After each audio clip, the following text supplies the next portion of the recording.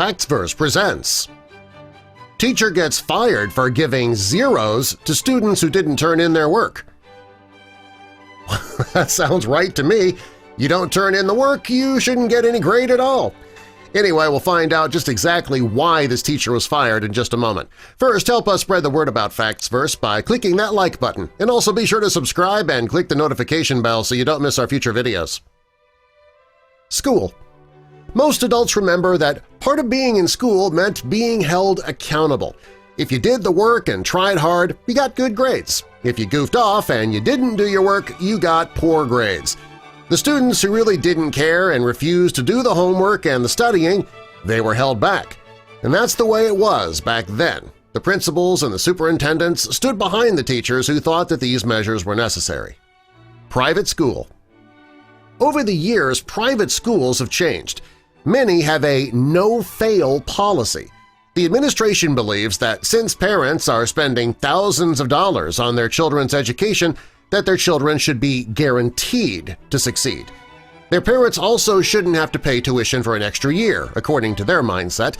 Now, you'd think that public schools would be different, and there was a time that was true, but not today. If you think that, you would be wrong. Diane Toredo. Diane Toredo has been a teacher for years. After teaching at her school for several years, she decided it was time to move on. She was thrilled when she was offered a job at Westgate K-8 school in Port St. Lucie. She was going to be teaching U.S. history to 8th graders, and she was excited about it. The Explorer Notebook. Diane was a great teacher. She really cared for her students. She assigned her students to work on an Explorer Notebook project. She gave the students 2 weeks to complete the project.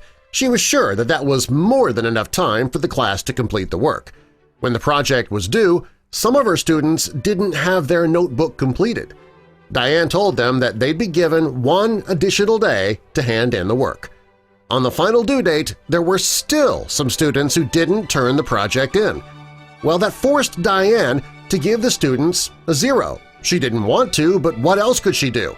They didn't hand in anything for her to grade. She couldn't give them a grade for something they didn't turn in, so she felt she had no choice. She had to give them a 0. That sounds fair, right? Well, unfortunately, the school doesn't think so. She got fired for giving zeros to her students who didn't turn in their work. No zero policy. Yep, this school had one of those no zero policies. Although it sounds more like a zero intelligence policy. But anyway, this meant the lowest grade that any teacher could give a student was a 50. Now that doesn't make much sense. If a student doesn't do any of the work, then they deserve a 0, right? Diane didn't think this was right. If the students don't do half of the work, why would they deserve half the grade? Diane stuck with her zeros that she gave her students. She wouldn't budge, and that had serious repercussions. When the school department found out that Diane had given her students zeros, they canned her. She was a teacher who refused to give students a grade that they didn't earn, and she was fired for that. Diane was understandably furious. On her last day teaching at the school, she wrote a message to her students on the whiteboard, and it read, "My kids, Mrs. Toronto loves you and wishes you the best in life. I have been fired for refusing to give you a 50% for not handing anything in. Love, Mrs. Toronto." Sharing the whiteboard photo on Facebook. Before leaving her class for the last time, Diane took a photo of the whiteboard and she posted it to Facebook. She wanted people to know what happened, and she didn't regret standing up for what she believes in. In the post, she wrote, "A grade in Mrs. Toronto's class is earned." She wrote how upset it makes her that kids today are expecting to get paid and live their lives simply for showing up. She knows that's not how real life works, and she believes that part of an educator's job is to prepare kids for life. That's what a teacher does. Teaching shouldn't be so hard.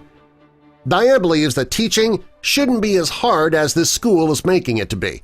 Teachers teach content. They expect their students to listen. Assignments and tests are given. Students are expected to perform to the best of their ability. The teacher should have the right to grade the assignments accordingly. Sadly, that's not how the education system is working. Facebook has her back. Diane posted her photo and it quickly went viral. People were sharing the post and reacting to it. Most of the people who commented agreed with her. She should not have been fired for doing what a teacher is supposed to do. If we don't hold students accountable when they're young, what are they going to do when they get older? When a kid grows up and they're out in the real world, they won't have a school department coddling them, giving credit where it's not deserved. Diane's next move. When Diane was fired, she was still on a probationary period, and because of that, the school department was required to give her a reason for her termination. She couldn't go to the teachers' union for help either, and she didn't really want to. She knew that she couldn't work for a school who would force her to give students credit for something they didn't deserve and didn't even do. It's against what she believes, and she was not going to do it. Good for you, Diane. And subscribe for more.